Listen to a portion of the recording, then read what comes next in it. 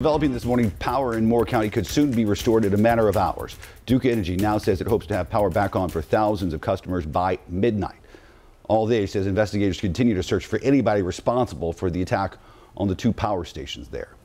Wake Up Charlotte's Richard Devane now live for us this morning. And Richard, as the days unfold, we're hearing more stories. And now we know officials looking to see if the outage is actually responsible for somebody's death. Absolutely correct, Ben. Good morning to you. Good Wednesday morning, all. Basically, those officials say they're looking at the timeline of when that person died and if it was related to that power outage. And if it is, and they catch those people responsible, which authorities say they hope to do soon, those people could face some serious penalties, including life in prison. The Duke Energy crews working overtime to try to restore power to more than 30,000 residents.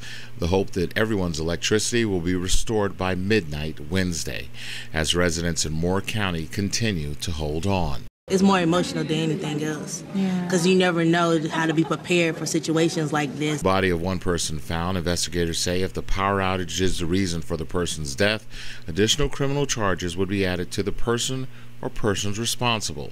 Officials say whoever breached and brought down two power substations with gunfire had to know how the system works.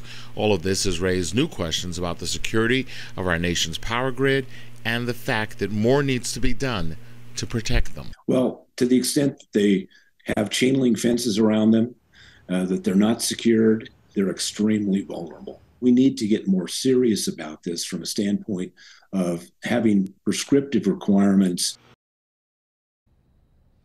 And aside from some of these gates around these power stations being electrified, they say there is more that needs to be done. One note, if they find the people responsible for these outages, they could face 20 years in prison because they've caused more than $100,000 in damage.